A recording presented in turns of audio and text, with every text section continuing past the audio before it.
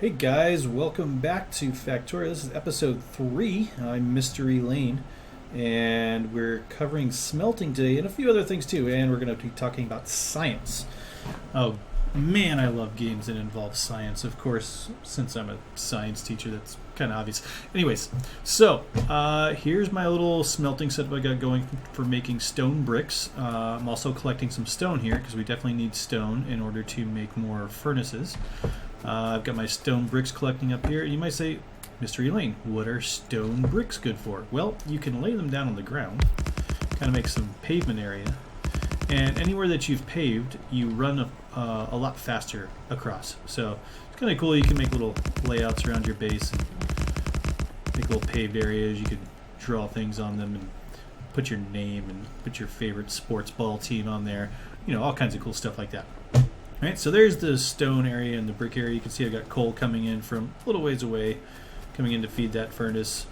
This line of miners isn't really, well, I've overloaded this chest already. This chest is already full, so I decided to start grabbing some stone off of that line and feed over here to the furnaces because 2 miners wasn't enough to feed multiple furnaces.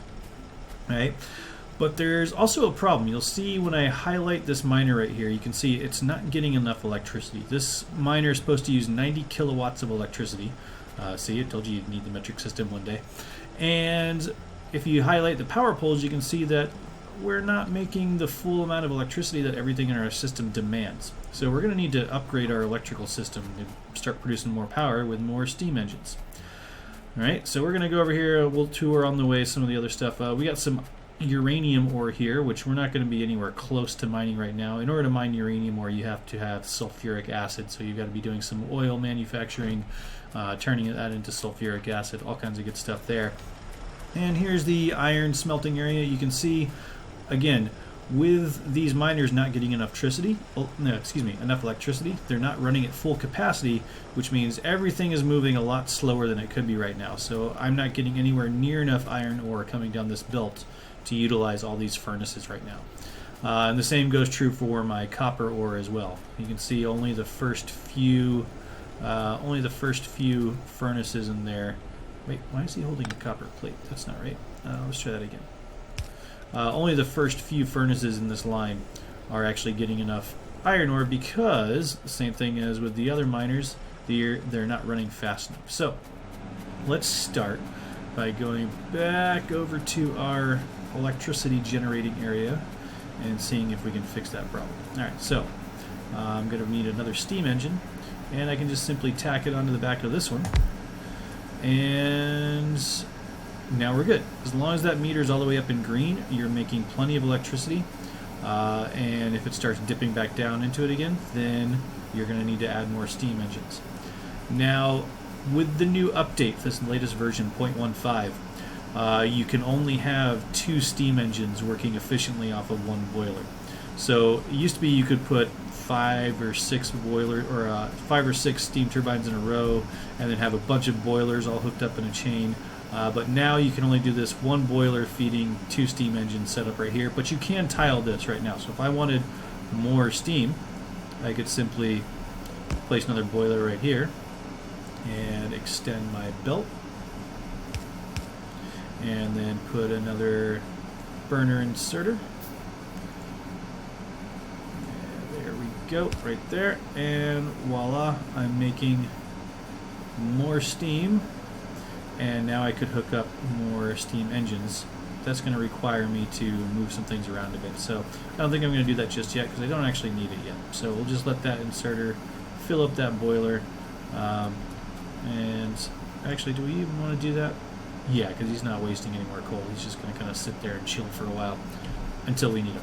Alright, but now everything should be running at full capacity. So if I come back over here to the smelting area, lo and behold, all of my furnaces are making copper now. And I think we're going to get going here on the iron. We should be getting closer and closer to being able to run that at full capacity as well. If not, I might need to throw a couple more drills down, maybe one more drill, in order to get enough iron ore going down this line. Alright, so now what? We've got a lot of iron plates that have been made, we've got a lot of copper plates that have been made, we've got some stone bricks, we've got some stone. What do we make next? Well, there is this thing called research in the game, the science tree, and you need to research different technologies in order to unlock new parts that you can make. So the first thing we're going to research is this automation, because it allows us to make an assembling machine and a long-handed inserter. So it's an inserter with a longer reach, can reach one tile further than a normal inserter. To make that, or to get that research to happen, we're going to need 10 red science packs, which we're going to have to craft by hand starting out. Ugh, I hate crafting stuff by hand. And we're also going to need a science lab. So let's go ahead and make those 10 science packs. 2, 3, 4, 5, 6, 7, 8, 9, 10. And you can see in the bottom left corner, I've got a little countdown timer here going as I'm making those red science packs. And I'm going to go ahead and grab a lab that I've already made, and we'll just kind of put that right here for now. And once I throw in some science packs, it starts using those science packs and consuming them in order to move our research points towards automation. Alright, so we'll skip a bit here, and when we're done researching automation, we'll go on to the next bit. Alright, here we go. So we've researched that first, what was it called? Logistics? Is that what that was called? Let's see. Automation. Yeah, automation. Logistics will probably be one of the next ones we want after electronics. Or, no, logistics one. Yeah, that's going to be the next one we're going to go after. After this whole little... Well, actually I'm going to have optics going in the background while I'm doing all this stuff, so I don't have to wait too long for optics. Building lights. Not really that useful, but when it's nighttime it comes in handy. Alright, so now we're going to craft assembling machines. So you can see the ingredients here. I need quite a few components for this one now. I need 3 electronic circuits, I need iron gear wheels, and I need 9 iron plates. And to make electronic circuits, you need 1 iron plate and 3 copper cables. And to make copper cables, you need 1 copper plate. So quite a bit of crafting involved in creating these. I've already made a few, so let's go ahead and place one of them down while we're waiting for another one to get made. So what we're going to do now is we're going to automate the production of belts, because we're going to need a ton of belts to make a factory. So that's one of the first things that you want to automate early on. At least it's one of the first things I like to automate anyways.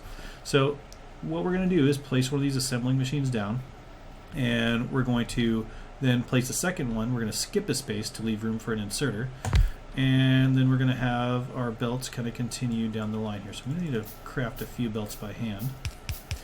And this last assembling machine here is the one that's going to be making the belts. And you can see in order to make a belt, we need 1 iron plate, but we also need 1 iron gear. So let's go ahead and set that to craft belts. We also need to make this machine create the iron gears. So we're going to make the iron gear wheels here in this machine. So this first machine is going to be pulling from the line to create iron gear wheels, and then it's going to take that finished iron gear wheel and pass it on to our belt assembling machine. Now you could have like a whole section of assembling machines making lots of gears, and then you could pass those on to belts, and you could fill up the belt with gears, and you could pass it on down the line to a bunch of machines all making belts. But we'll just start keeping it simple here with just making 1 belt at a time here in 1 factory. So once those belts are done, we're going to offload them. Actually, we'll offload it this way, kind of keep it out of the way from anything else we're going to make, and we're going to put it into a iron chest right there. Now we need to power everything up, so we're going to place a power cable here, and we're placing a power cable there. Oh, there we go, we're finished with that one. Let's go ahead and research, yeah, we want to do logistics next. Alright, so there we go. Now we should be making, oh, nope, 1 more inserter. Hold on. There we go. Now we're cooking. Now we're making some belts. Alright, so once we start making belts, the next thing you're going to want to do is automate your science production. So let's look at these red science packs. We need 1 copper plate, and we need 1 iron gear wheel. This is the one where we're going to want to put the iron gear wheels onto a belt of some kind instead of just sort of passing it on. So what we're going to do is we're going to place an assembling machine here, who is also going to be grabbing some belts. And then we will place our little power pole there. Alright, he's going to be making some iron gear wheels. And he is going to be passing those off onto this belt. And then we are going to have that belt merge onto another belt. Gonna need some more belts, so let's go over here and grab some belts out of the chest. Made 56 already. So it's really handy once you start making all this stuff automatically. You don't have to waste time waiting for it to get made. And then we're gonna do this and that. And then now both of our ingredients that we need for making science packs are on that belt. So let's make another assembling machine. Make a couple while we're at it. Extend this belt a little further. There we go. So let's make our little assembler. Go right there. He's going to be making red science packs. And you're going to be pulling that stuff from the line. And we're going to move our science lab, because he's going to be putting things off onto a belt. And later on we could bring our other science packs in from this direction. And we're going to place that lab down right here and get some power going. He's got power now. And then we're going to place power here and here. And then connect it to the grid. And there we go. Now we're making science packs. And you can see for the science packs it takes a little bit of time. It takes 5 seconds to craft a science pack. So once all the ingredients are loaded, it'll be 5 seconds later when the science pack comes out. And then we need to start loading them into our lab. So there we go. And boom. Now we're automatically researching our science points there. All we have to do is go into our menu and select the next item that we want to research, which I've already done. I'm already researching logistics.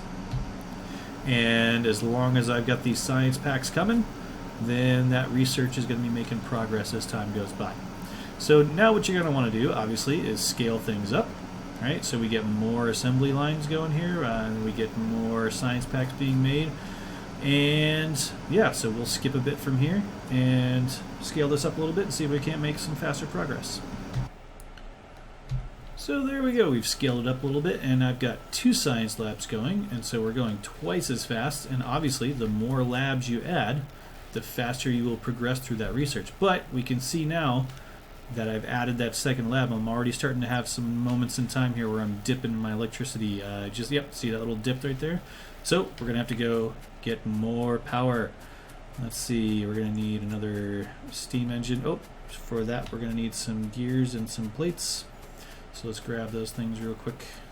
Let's go here to one of these boxes. We can get rid of these guys here. Those will probably have plenty in them.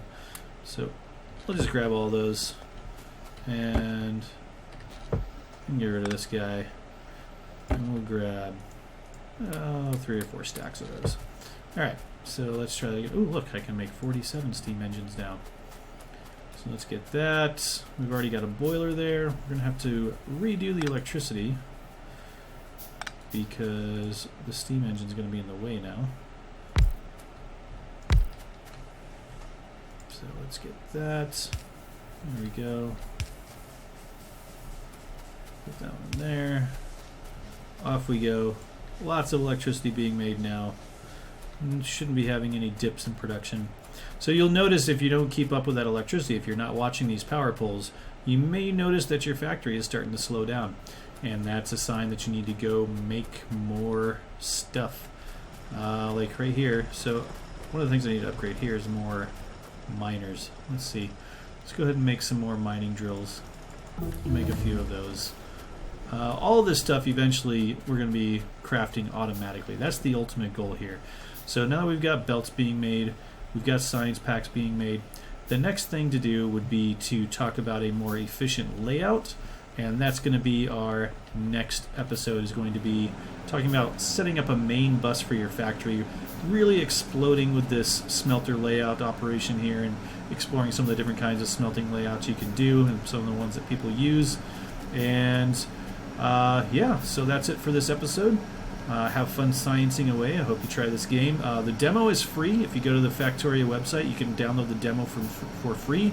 which takes you through a few scenarios, but the game does cost money, shockingly. And it's in beta right now, so version 0.15 is what's out right now. So generally, when the game is still in beta, it's cheaper. So the sooner you get it off of Steam, the cheaper it's going to be. Hope you liked it. Hope you liked the video. Hope you liked the game. Give it a try. See what you think. Leave any comments or questions below. Don't forget to like and subscribe. Yada yada yada. Blah blah blah. All right. See you later.